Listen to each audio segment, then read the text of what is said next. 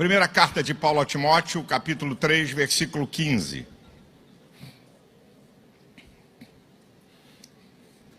Vou trazer aqui uma palavra mais pedagógica aqui.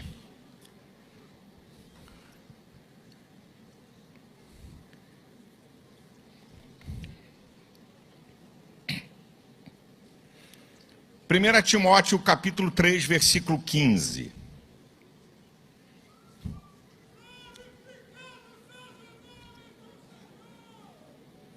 Mas, se tardar, para que saibas como convém andar na casa de Deus, que é a igreja do Deus vivo, a coluna e firmeza da verdade. A igreja do Deus vivo, a coluna e firmeza da verdade. Eu quero trazer uma palavra para vocês sobre a igreja que eu sonho. E quando eu falo a igreja que eu sonho, eu estou inteirissimamente envolvido nisso que eu vou falar para vocês. Reconheço que o que eu vou falar para vocês, em muitas dessas coisas aqui, eu preciso melhorar muito. Eu não estou aqui apontando nada nem acusando ninguém. Mas eu quero trazer isso que está no meu coração quando eu imagino qual é a igreja que eu sonho. Então, quando eu falo a igreja que eu sonho, eu estou falando de mim, de você. Nós somos a igreja. Então, eu vou dizer aqui algumas coisas. Entre tantas que eu não vou falar, eu escolhi algumas que eu acho que são importantes sobre aquilo que eu sonho como igreja, para a minha vida e para a sua vida. Número 1,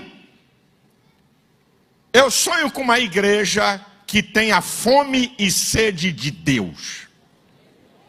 Eu estou usando duas palavras que são os instintos mais veementes do ser humano: a fome e a sede.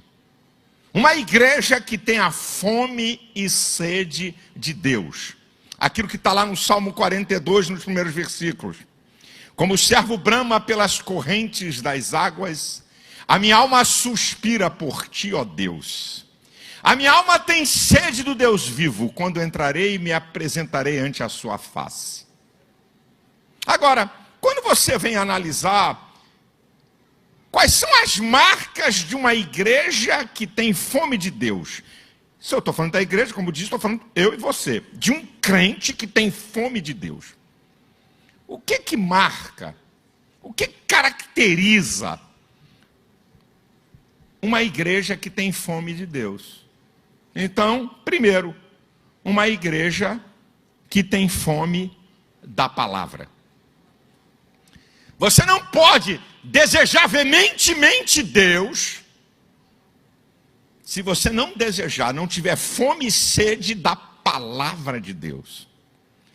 Quando o salmista, no Salmo 119, versículo 97, diz: como amo a tua lei, é a minha meditação de dia e de noite. E o Salmo 1, versículo 2, antes tem o seu prazer na lei do Senhor. Amor e prazer, duas coisas que demonstram que uma pessoa tem fome da palavra, porque ama e porque tem prazer.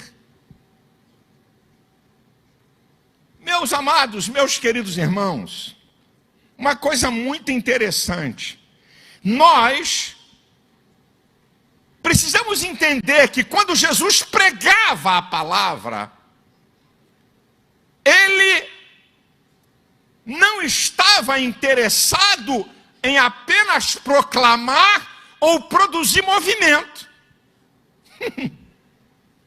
Jesus pregava com a intenção de ensinar. Em João 18, 20, ele disse: eu falei abertamente ao mundo, e ensinei no templo e na sinagoga, onde os judeus se ajuntavam, não fiz nada oculto. Em Atos, capítulo 1, versículo 1, diz: fiz o primeiro tratado, ó Teófilo, das coisas que Jesus começou a fazer e a ensinar.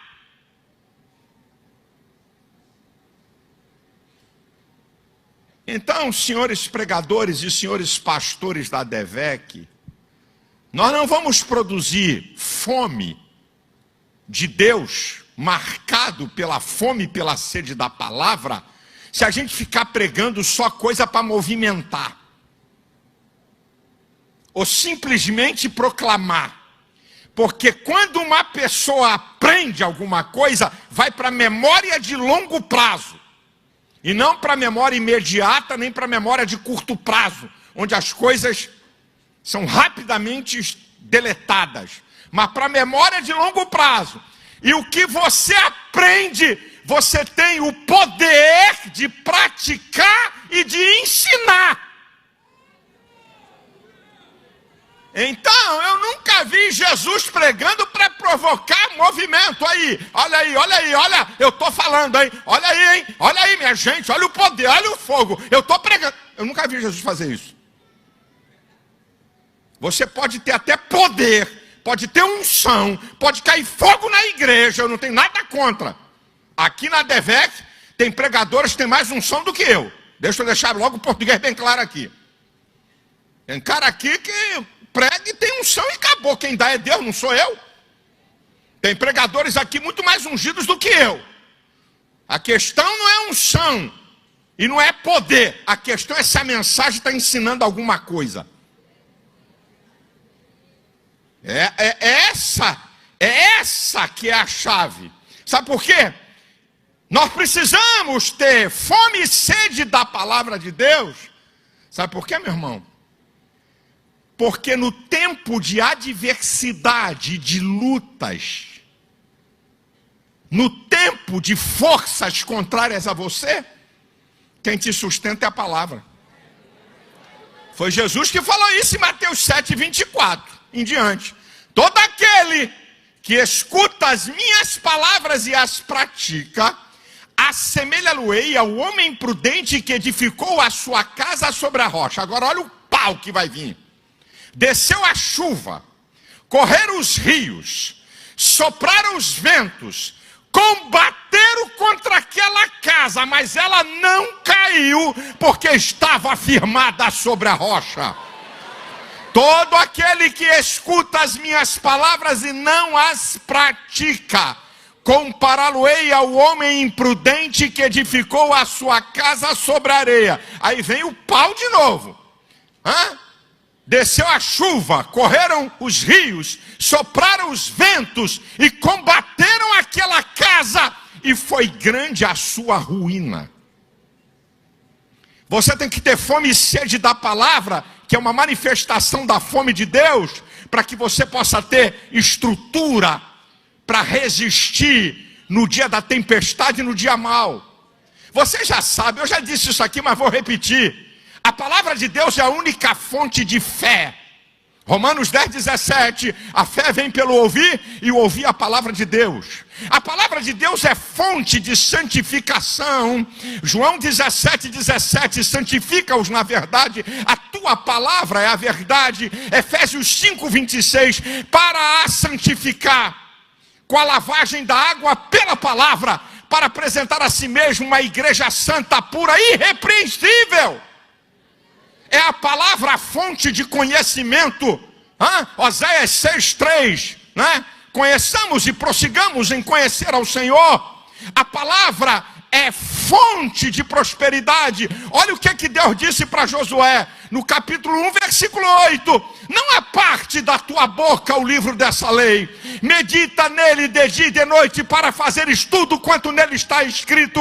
Então farás prosperar o teu caminho e prudentemente te conduzirás. Olha o que diz o Salmo 112. Bem-aventurado o homem que teme ao Senhor e que em seus mandamentos tem grande prazer. Sua descendência será poderosa, a geração do justo será abençoada. Fazenda e riqueza haverá na sua casa, e a sua justiça permanece para sempre.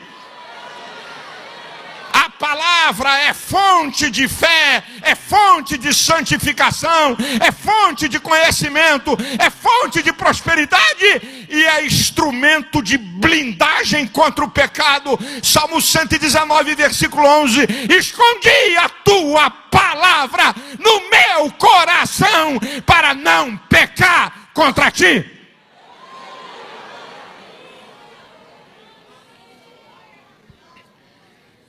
Uma igreja que tem fome e sede de Deus é porque tem fome e sede da palavra. Segunda marca, uma igreja que tem fome e sede de Deus, tem fome e sede da oração. Ele fica inquieto. Se ele não conseguir arrumar um tempo para orar, ele se vira para falar com Deus. Eu queria entender só uma coisa, gente, aqui entre nós. Como é que você ama uma pessoa e não quer travar relacionamento com ela? Como é que você vai atingir o ápice da intimidade de quem você ama, se você não usou o princípio da comunicação para estabelecer conhecimento e intimidade? Como é que pode? Se você não quer conversar com uma pessoa, porque quem ama quer estar perto da pessoa, quer falar com a pessoa, quer conhecer a pessoa, quer ter intimidade com a pessoa. Como é que você diz que ama a Deus e você não ora nunca? Você já parou para pensar esse negócio? Não, Senhor, eu te amo, aleluia. Eu não quero conversar contigo, não. Me parece que a gente não gosta de falar com o inimigo. Me parece que a gente não gosta de falar com quem nos calunia e difama. Eu não quero conversar com esse cara, não. Com quem quer te prejudicar. Agora com Deus? Meu irmão, Deus tem N maneiras de falar com você. Deus fala pela sua palavra. O Espírito Santo é o Espírito do homem. Deus fala pelos dons espirituais. Deus fala por experiências que você tem. Deus tem N maneiras de falar com você. Você só tem uma maneira de falar com Deus: oração. Não tem outra. Quando o apóstolo Paulo diz em 1 Tessalonicenses 5,17, orai sem cessar. Paulo nunca mandou alguém fazer algo que ele não faria. Por isso que ele fala em Filipenses 4,9, o que vistes, ouvistes, aprendestes, recebestes de mim, isso fazei. Então quando Paulo diz para fazer alguma coisa, é porque ele tinha como demonstração. Paulo era um homem de oração. Agora eu vou para Daniel. No capítulo 6, versículo 10, diz que Daniel orava 3 vezes ao dia. Comandava 40 províncias, que não tinha avião, que não tinha telefone, que não tinha carros de velocidade, que não tinha nenhum sistema eletrônico. Cidades que distavam uma das outras de mais de 1000 quilômetros. E esse cara arrumava tempo para orar 3 vezes ao dia. No capítulo 9, versículo 3, ele fala que ele busca a Deus com oração, com rogos, com súplicas, com jejuns e saco de cinza. Agora vamos para o resultado. Vamos a Paulo primeiro. Um homem de oração. Paulo vai dizer em 2 Coríntios 12:7, que foi dado a ele um espinho na carne pela excelência das revelações.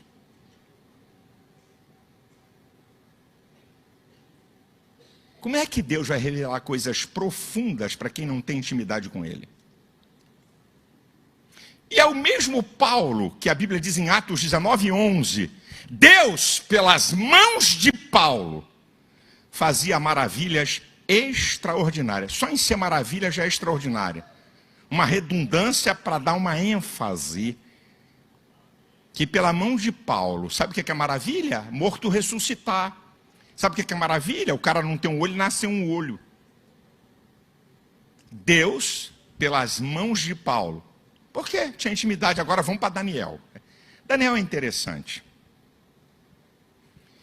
No capítulo 9, versículo 21, no versículo 3, Ele está orando, jejuando, rogando, com um saco de cinza, né? Aquele costume, aquela cultura daquela época de submissão e humildade. Agora no capítulo 21. E o varão Gabriel, que eu vi na minha visão quando ele estava orando, voou rapidamente. Ele não tinha nem terminado a oração e já estava um anjo trazendo resposta. Já estava um anjo trazendo resposta. No versículo 23, o anjo se apresenta e diz assim: desde o primeiro momento que você começou a orar, a resposta saiu. O cara começou a orar, Deus nem esperou o final da oração. E aí ele vai dizer uma palavra: você é um homem muito amado. Não é Daniel que diz que ama a Deus, é Deus que diz que o ama. Aí você vai para o capítulo 10. Daniel está orando 21 dias. 21 dias de oração. De jejum. De busca. E não tem resposta. Aí quando chega um anjo para trazer a resposta, vai dizer para ele algumas coisas. Desde o primeiro dia que tu aplicaste o teu coração é que saiu a resposta. Mas o príncipe da Pérsia me enfrentou, me impediu. Tive que chamar Miguel, um dos primeiros príncipes, para que eu pudesse passar, como quem diz assim, deixei Miguel quebrando o pau, com esse capetão, para poder trazer a resposta. Agora, quando ele vai dizer assim, você é um homem muito desejado. E aí vai dizer uma outra coisa no texto. Eu vim por causa das tuas palavras. Não é por causa do teu grito, não é por causa do teu choro. Eu vim porque o que você fala, você tem intimidade para falar comigo. Meu irmão, Deus move o céu inteiro para trazer a resposta a um homem.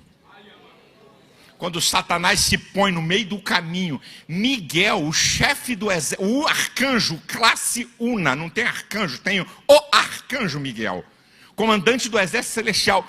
O comandante do exército celestial desce da glória para enfrentar um capeta, para enfrentar Satanás, porque um homem que tinha fome e sede de oração, e como resultado, fome de Deus, para Deus trazer uma resposta.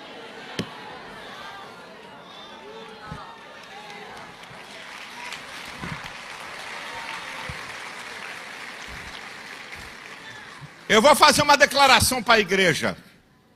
Eu oro muito pouco. Eu oro muito pouco. Quando eu olho isso aqui, quando eu vejo isso aqui, quando eu vejo esses homens, eu digo, Jesus, tem misericórdia. Eu oro muito pouco. E nós queremos respostas, nós queremos mover de Deus, nós queremos intimidade com Deus. Ai, irmão. Sabe qual é o problema, gente? O problema é o seguinte, é que quando você não tem intimidade com Deus, você tem crentes superficiais, meninos, medíocres, vulneráveis a heresias e a todo tipo de besteira e de crendice, porque não tem intimidade com Deus. Aí vive atrás de ouvir Deus falar e acaba ouvindo o homem, de vez em quando ouve o capeta. Por quê? Porque não tem intimidade com Deus. Uma igreja que tem fome de Deus é porque tem fome e sede de Deus, é porque tem fome e sede da palavra, porque tem fome e sede da oração, porque busca a santificação. Busca. busca a santificação. 1 Tessalonicenses 5,23 diz: e todo o vosso espírito, alma e corpo sejam conservados plenamente irrepreensíveis para a vinda do Senhor. Ué, eu é que tenho que manter o meu espírito, alma e corpo irrepreensíveis. Não é Deus que o torna irrepreensível, sou eu. Que coisa interessante. 1 Pedro 1, 15 e 16. Como é santo aquele que vos chamou, sede santos em toda a vossa maneira de viver, como está escrito: sede santo porque eu sou santo. Sou eu que tenho que ser santo a partir do momento que eu me utilizo dos princípios da Bíblia para ter uma vida santa. Mas sou eu. Eu decido ser santo ou não. Não é Deus que decide você ser santo. Deus age para te santificar na medida que você decide querer ser santo.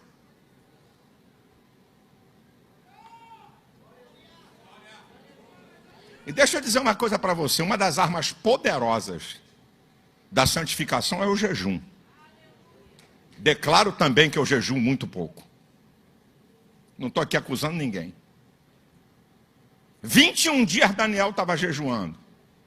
Paulo diz em 2 Coríntios capítulo 11, versículo 27, em jejum muitas vezes. Nós não queremos jejuar. Jesus enfrentou o capeta 40 dias de jejum. O jejum, além de quebrar o desejo da tua natureza, te dá poder no mundo espiritual. A metade da mensagem é só o primeiro tópico. Fica tranquilo.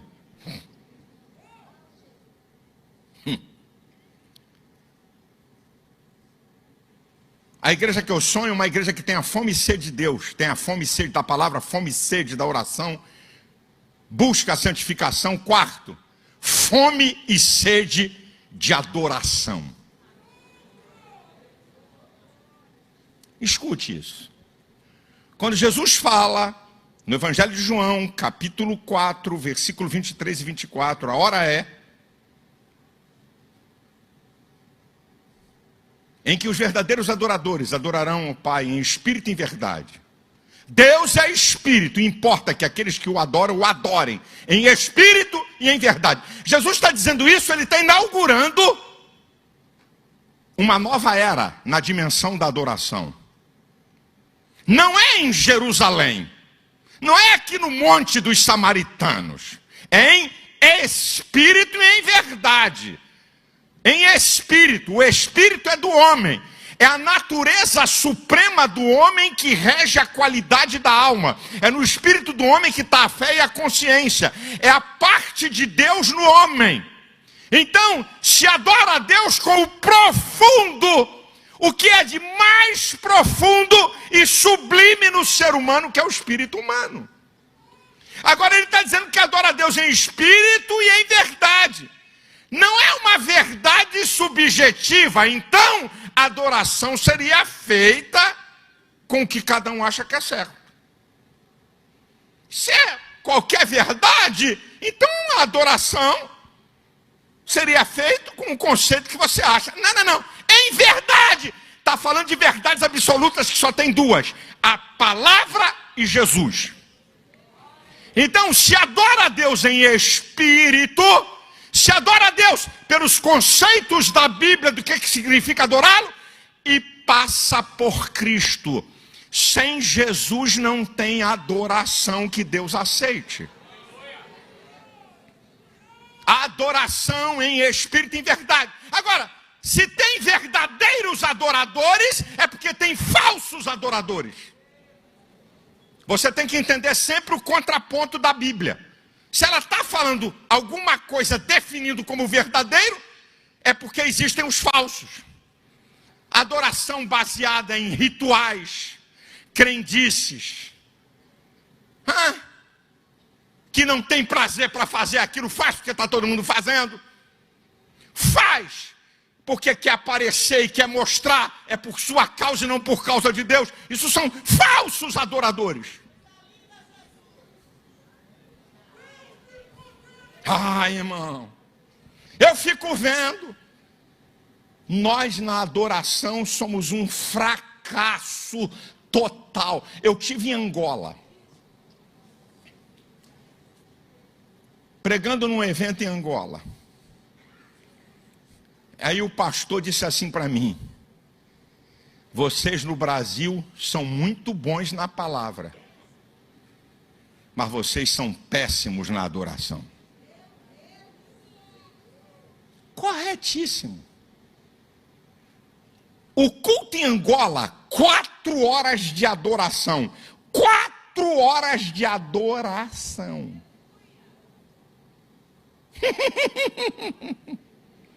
Na igreja, 2 louvores. Um monte de crente assim.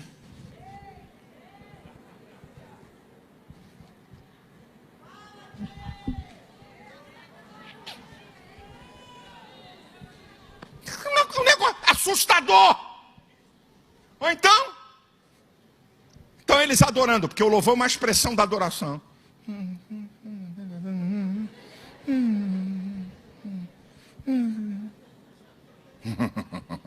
Ai, meu irmão, todo tipo de gente procura Deus.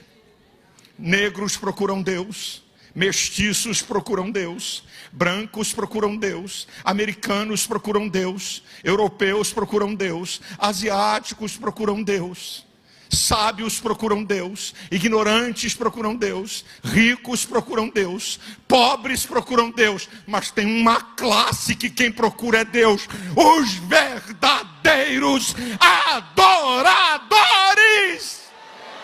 Aleluia!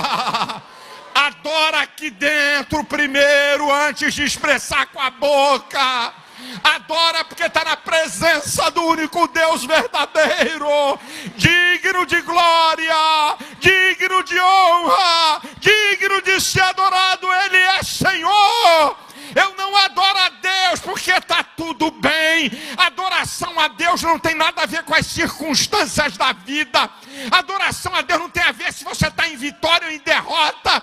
Você não adora a Deus por aquilo que Ele faz. Você adora por aquilo que Ele é. Ele é Deus, Ele é Senhor, Ele é Rei dos Reis. Digno, digno, digno, digno de ser adorado.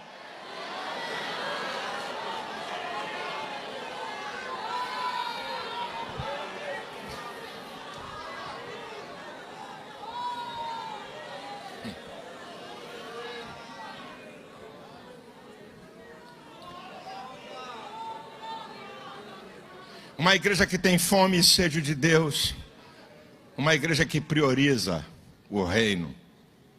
Nas mínimas coisas nós mostramos se priorizamos Deus ou não. Vou fazer uma conta para vocês entenderem o tempo de hoje.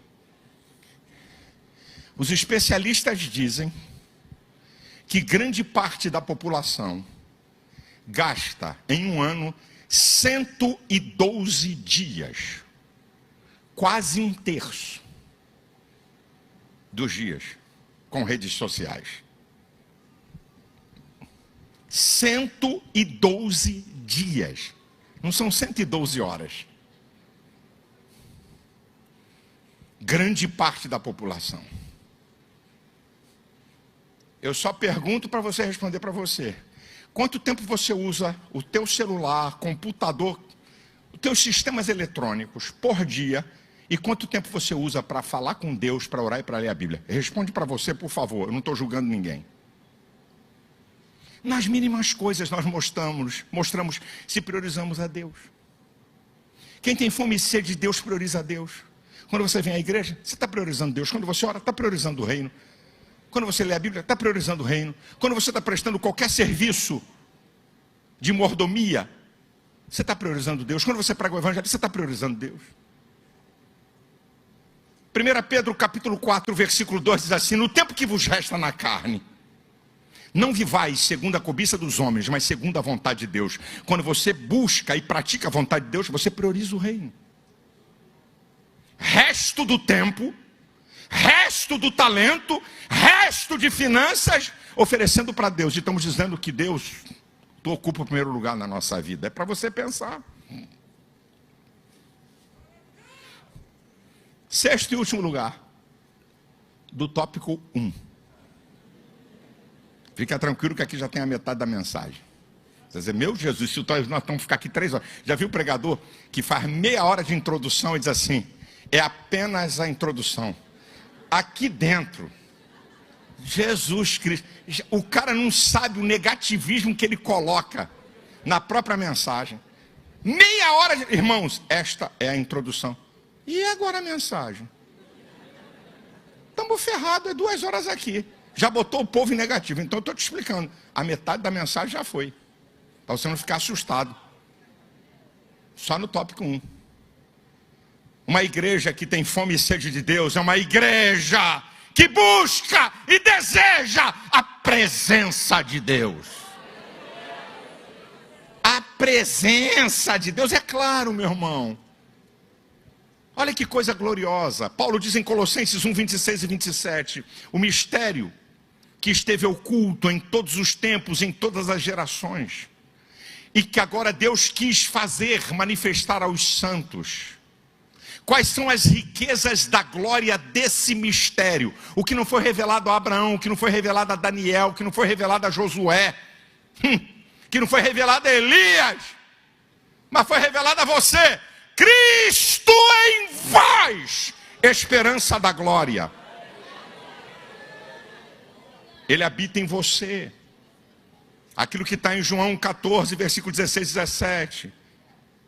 Eu enviarei um outro consolador para que fique convosco para sempre. O Espírito de verdade que o mundo não pode receber porque não vê nem conhece. Mas vós o conheceis. Aí ele vai dizer uma coisa que só para nós. Porque habita em vós e estará convosco. A presença de Deus é em e com. No Antigo Testamento a presença era com. Olha o nível que nós chegamos. Presença de Deus é em e com. Mas fora essa presença permanente de Deus, você anseia pelo sobrenatural de Deus na sua vida, pela manifestação poderosa na sua vida. Para quê, irmão? Para ficar rodopiando na igreja? Em Atos 4:31 diz assim: e tendo orado, moveu-se o lugar em que estavam reunidos, e todos foram cheios do Espírito Santo e falavam com ousadia a palavra de Deus. Eu não consigo entender essa do movimento pentecostal, que é a presença de Deus no culto, rodopia, desculpa a expressão, avoa. Não é voa, é avoa, certo? E rodopia e tal, não tem nada contra, mas eu só quero te mostrar, nada contra, não estou condenando não, e tal, e faz um reboliço, daquela porta para fora é agente secreto, não prega para ninguém, não fala de Jesus para ninguém. Ei, presença de Deus na sua vida é para te dar poder. Quando tu abrir a boca onde você está, onde você chega, o ambiente muda, porque Deus chega com você. Deus chega com você. Ah, Senhor, que tenhamos fome e sede da tua presença. Fica conosco, Senhor. Enche esse lugar da tua glória. Enche da tua presença a vida do teu povo.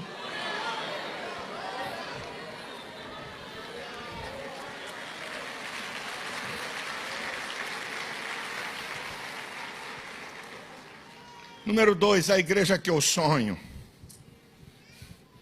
E esse sonho eu já tenho visto aqui na ADVEC.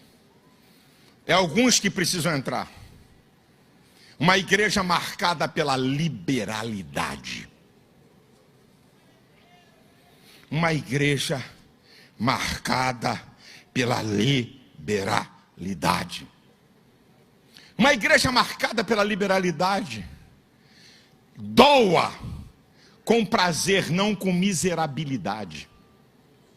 Uma igreja marcada pela liberalidade dá com alegria o que lhe é necessário, não é o que sobra não.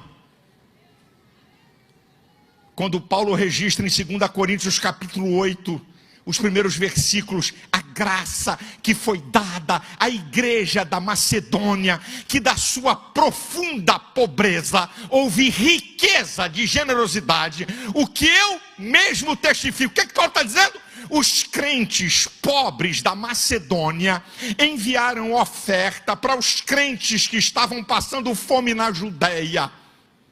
Só no cristianismo, pobre é liberal. Porque na vida, pobre foi feito só para receber. No cristianismo, não. Os pobres da Macedônia doaram o que era necessário a eles. E fizeram isso com a alegria. Uma igreja marcada por liberalidade, voluntariamente oferece o melhor. Segundo Samuel capítulo 8, versículo 10 e 11, vai ler o texto lá. Davi oferecia para Deus ouro, prata e bronze. De tudo que ele conquistava o melhor. Não mandava ferro velho não. Não mandava roupa estragada. Nem camisa queimada marcada com ferro atrás. Nem ventilador sem hélice. Nem geladeira sem motor. O melhor. Quem uma igreja marcada pela liberalidade oferece com abundância. Aquele texto de Êxodo, capítulo 36, do versículo 5 ao 7. Para de trazer oferta, porque já tem de sobra para a construção do tabernáculo. Fica tranquilo que aqui, sabe que eu nunca vou dizer para parar? Eu te explico. Eu explico para vocês. Lá era só um tabernáculo. E 2 milhões de pessoas contribuindo. Aqui, além de ter igreja para implantar em todo o Brasil, e todos os sonhos que eu falo com você, se tudo isso for realizado, o reino de Deus não é só a DEVEC. Hoje, nós fazemos isso. E se sobrar mais, enviar para outros ministérios, abençoar outras. Então, por isso que eu nunca vou dizer para parar. Mesmo que chegue aqui todo o dinheiro para os sonhos e projetos dessa igreja, nunca vou mandar parar. Mas lá teve que mandar parar, porque eu não tinha o que fazer. Mas era o que? Abundância. O que Davi fala em 1 Crônicas 29, 5. Quem está disposto comigo a encher a sua mão e oferecer voluntariamente ao Senhor? Uma igreja marcada pela liberalidade. E Davi vai falar em 1 Crônicas 29, 9. Quem? Esse povo aqui, com coração perfeito. Isso aqui é muito sensacional. Com coração perfeito ofereceu ao Senhor.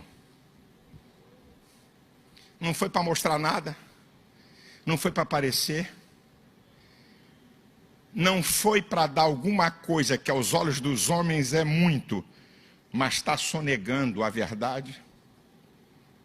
Coração perfeito, está aqui o meu melhor. Faço isso com prazer. Agora, deixa eu dizer uma coisa para vocês que é interessante a Bíblia. A Bíblia tem uns negócios interessantes. Eu não vi no Novo Testamento ninguém ser fulminado diante da igreja. Olha o que eu vou dizer, hein? Porque adulterou. É pecado na Bíblia, vai ser, leva para o inferno. Diz que Deus julga o adúltero. Mas eu não vi ninguém ser fulminado. Agora, teve um casalzinho chamado Ananias e Safira. Olha que coisa interessante. Trouxeram uma oferta, mas não tinha coração perfeito. Estavam sonegando aquilo que prometeram dar. Blum! Foram fulminados. Fica tranquilo que Deus não vai matar ninguém aqui hoje. Eu não estou pregando teologia de que Deus manda matar quem não dá oferta e diz. Eu só estou te mostrando. Isso não é doutrina, porque é um caso uno. Mas é interessante. Muito interessante na Bíblia. Se alguém pensa que oferta e dízimo é uma coisa qualquer. 2 caras foram fulminados. Não foi por causa de santidade ou de pecado. Ou falta de santidade. Não foi por questões de desobedecer princípios de Deus. Foi porque não tinham um coração voluntário. E porque mentiram. Na área da contribuição. Agora, gente, meus irmãos, na Bíblia tudo tem resultado. Olha o resultado da liberalidade. Eu só vou ficar no compêndio teológico mais importante sobre liberalidade, que é 2 Coríntios 9. Versículo 6. O que semeia pouco, colhe pouco. O que semeia muito, colhe muito. É resultado. Versículo 7. Deus ama aquele que dá com alegria. Vai ver na Bíblia quando Deus ama. Deus ama, Deus protege, Deus cuida, Deus sustenta. Isso aqui é resultado. Versículo 8. O Senhor fará abundar em vós toda a graça. Graça, favor de Deus. Mundo espiritual, mundo material e mundo emocional. Olha o poder da oferta. Versículo 10. Aquele que dá semente ao que semeia, multiplicará a vossa sementeira. Não vai multiplicar a semente não, multiplica a fonte da semente. Agora o que eu acho mais incrível é que o último versículo não tem nada de graça na Bíblia. Desse compêndio teológico de liberalidade diz assim: graças a Deus pelo seu dom inefável. Você não pode tirar esse versículo do contexto de todo o capítulo 9. Encerra o capítulo 9, que está falando sobre liberalidade, sobre o dar. Graças a Deus pelo seu dom inefável, inexplicável. Não tem palavras para expressar aquilo que só pertence ao mundo divino e não ao humano. Gente, povo de Deus, abre os olhos, o ouvido e a mente. Olha onde vai a oferta. A oferta traz o mundo inexplicável de Deus para você. Eu estou pregando Bíblia, não estou adaptando o texto nem forçando barra. Leia lá o 2 Coríntios capítulo 9, os 15 versículos, para você chegar à conclusão do que eu estou te falando. Resultado. 3. Qual a igreja que eu sonho? Uma igreja que tem paixão pelos pecadores. Paixão pelos pecadores. Sim, sim, senhor. Uma igreja que tenha paixão. 2 Timóteo 4, 2. Pregue a tempo e fora de tempo. A única coisa que não tem tempo estabelecido para você fazer é a pregação do Evangelho. Em Mateus 9,36, Jesus viu aquela multidão de gente perdida, teve compaixão daquela gente. Sabe o que significa compaixão? Se colocar no lugar do outro, sentir como se fosse. Se coloque no lugar do pecador, onde você mora, onde você estuda, onde você trabalha, da tua família que está caminhando para o inferno, e você tem uma palavra que tira ele do inferno e você se omite. Uma igreja que tem a paixão não deixa passar a oportunidade de pregar o Evangelho. Obedece o que Jesus falou. Proclame, ensine, discipule e batize.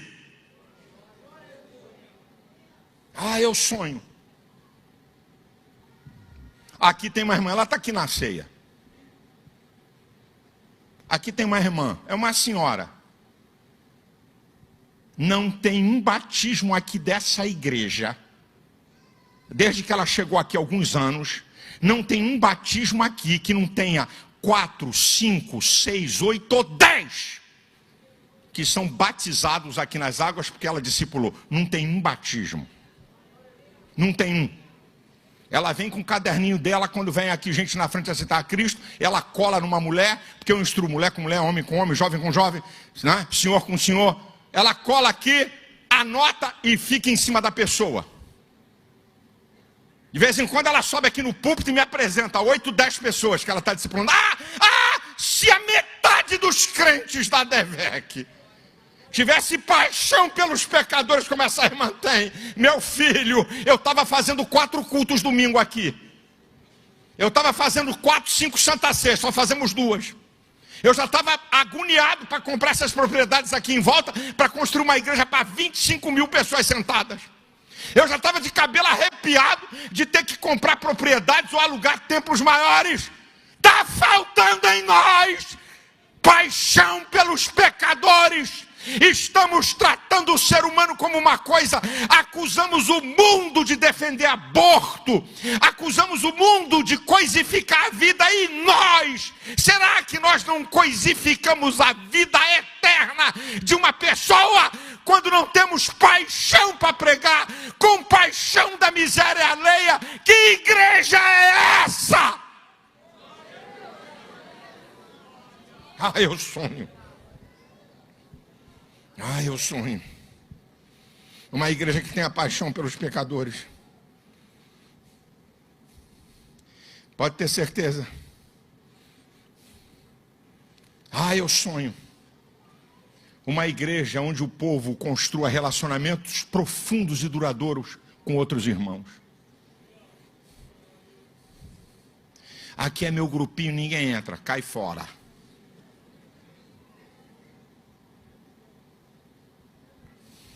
Eu já me relacionei com um irmão que me deu um golpe. É mesmo? Então, porque alguma coisa aconteceu errada na sua vida, não tente de novo, não. Porque te mandaram embora, nunca mais procure emprego. Conversa afiada para boi dormir, eu não sou boi. Uma igreja que constrói relacionamentos profundos e duradouros, sabe como é que tem que ser? Sabe quais são as marcas? Amar no nível de Cristo. João capítulo 13, versículo 34. Um novo mandamento vos dou, que vos ameis uns aos outros, assim como eu vos amei. Na lei é amar o próximo como a ti mesmo. No mandamento de Cristo é amar o próximo como Ele amou. Aí o bicho pegou. Porque era amar o próximo como eu me amo, então eu não posso amar você além do que eu mesmo me amo. Se eu não me amo nada, eu não posso amar ninguém. Se eu me amo pouco, eu amo pouco. Se eu me amo médio, eu amo mais. Se eu me amo muito, eu amo muito. Agora, no Novo Testamento, na lei de Cristo, não. Um novo mandamento vos dou, que vos ameis uns aos outros, assim como eu vos amei.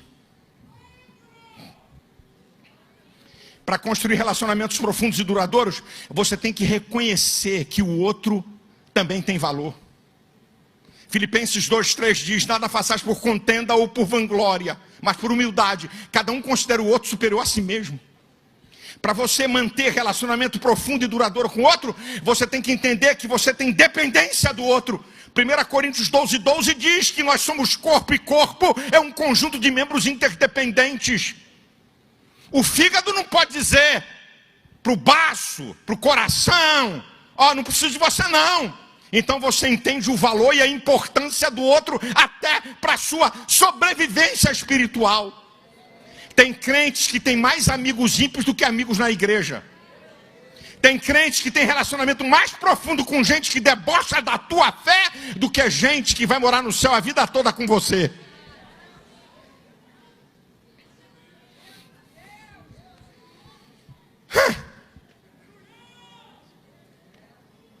Já vou terminar. Não precisa dar amém não, irmão, calma. Qual é a igreja que eu sonho? Eu sonho com uma igreja de atitudes. Atitude é ação. Ninguém precisa mandar. Verifica a necessidade e age. Uma igreja onde o povo faz um autoexame. Até onde eu posso ir, em que eu posso me meter? Isso aqui extrapola a minha autoridade. É isso, uma igreja que age. Uma igreja que age em favor dos objetivos pessoais seus, da tua família e do reino. Mexa-se! O que você está fazendo? O que você está realizando? Cutuca quem está do teu lado. É a primeira e a última que eu vou fazer você fazer isso aqui nessa palavra. Mexa-se, meu irmão. Fala aí, fala para quem está do teu lado. Não espere pelos outros, faça! Prontifique-se! Apresente-se!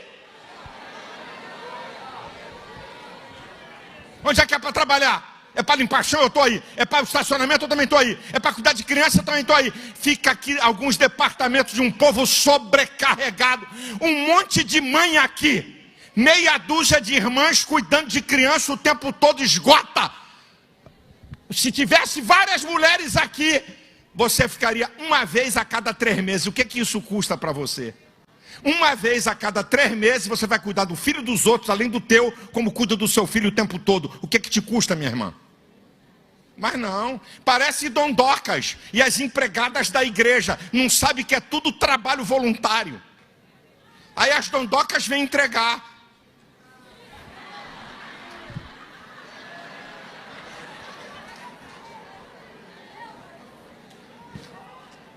Mas nunca chegou para a irmã da Parança, minha irmã? Conta aí comigo aí.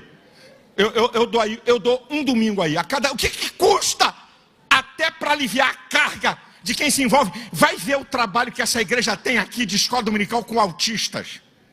Vai ver o que é cuidar de crianças autistas dentro de uma sala. Para você ver o que é bom para tosse. Filho dos outros. Graças a Deus pelo trabalho voluntário. Graças a Deus. Tem gente no hospital para visitar. Vai lá visitar. Conhece alguém afastado? Vai lá visitar. Paga o Uber, traz a pessoa. Mexa-se. Uma igreja de atitudes. E em último lugar, para ir para a conclusão, uma igreja, a igreja que eu sonho, uma igreja preparada para o arrebatamento.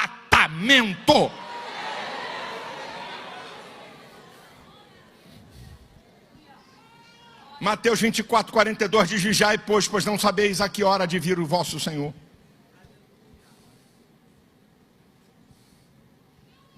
Lucas 21, 34 diz: olhai por vós, para que não sobrecarregue os vossos corações de bebedices, glutonarias e dos cuidados dessa vida, e venha sobre vós de improviso aquele dia. Agora, o mais interessante que é para a igreja é a parábola das 10 virgens, de Mateus 25, do 1 ao 13. São 10 virgens, representa a igreja. As 10 estão esperando pelo noivo. As 10 têm lâmpadas acesas. As 10 têm azeite na botija. 5 delas têm azeite por algum tempo. E 5 delas têm azeite por todo o tempo. O azeite só dá para cada uma. Não dá para você dividir Espírito Santo nem presença de Deus. São elas que preparam a lâmpada. Então é a pessoa que cuida da sua vida. Agora, é forte o que eu vou falar. Como diz alguns pregadores, é forte. É forte o que eu vou falar. Elas percebem que as lâmpadas estão se apagando. É você que percebe o fracasso espiritual que você está entrando na tua vida. Não vem aqui com desculpa nem com conversa fiada, porque o Espírito Santo fala ao espírito do homem.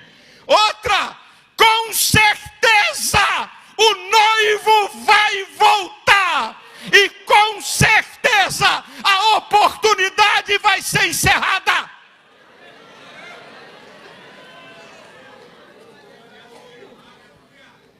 Qual é o resultado disso tudo? Eu sonho. E quando eu sonho, eu estou falando de mim mesmo.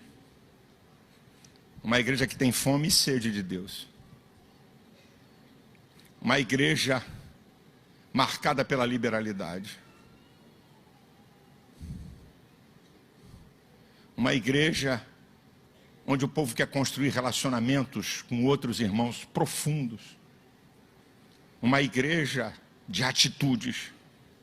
Uma igreja preparada para a volta de Cristo. Qual é o resultado disso tudo? É profético que eu vou dizer para você. Aqui é o resultado. Porque tudo na Bíblia tem resultado, seja negativo ou positivo. A minha vida vai ter resultado, seja negativo ou positivo. Não adianta. É lei de semeadura que vale para todo o reino. Foi Jesus que falou em Marcos 4, 26 ao 28. O reino de Deus é comparado a um homem que saiu a semear e sem saber como aquela semente frutificou. E não estou falando de dinheiro. Todo o reino de Deus está baseado na lei da semeadura. A tua vida, as tuas atitudes, o que você é, vai trazer resultado. Então, qual é o resultado de quem busca o reino de Deus em primeiro lugar? Deus vai acrescentar na vida material, vai acrescentar na vida emocional e vai acrescentar você na vida espiritual. Vai ter recompensa. 1 Coríntios 15, 58, sede firmes, constantes e abundantes na obra do Senhor, sabendo que o vosso trabalho não é vão no Senhor. A igreja vai crescer. Atos 16:5, que a igreja era edificada na fé e crescia em número. Você vai ser reconhecido por pessoas que não tem nada a ver com a nossa fé. Atos 5:13 disse que a igreja tinha o povo, o que não era crente, tinha a igreja em alta estima. Mateus 25:23, servo bom e fiel, foste fiel no pouco, sobre o muito te colocarei, entra no gosto do seu Senhor. Olha o resultado. Você vai receber uma quantidade ilimitada e um prazer indescritível. É resultado, estou falando aquele resultado. Não estou inventando história não. É resultado. E eu quero declarar para você, isso aqui é resultado. É profético para a sua vida, recebe quem quer. E recebe quem quer, quem pratica, não é só porque dizer que eu recebo. Vem uma nova estação de Deus para você. Respostas às suas orações que outrora você nunca viu, Deus vai te responder. Vem respostas em velocidades que você nunca viu na sua vida. Deus não vai apenas abrir porta não, Deus vai derrubar a porta. Vai ter coisa na tua vida que não vai ter mais porta, vai ter livre acesso. Promessas vão se cumprir, milagres vão acontecer, coisas sobrenaturais na tua vida e na tua família. Vai vir um mover de Deus para a tua vida que nunca houve na tua história. Deus vai te usar como você nunca viu Deus usar outro, vai ver Deus usando você. Ó igreja de Jesus, ó povo de Deus, está em nós tomarmos a decisão. Deus vos abençoe. A igreja de pé.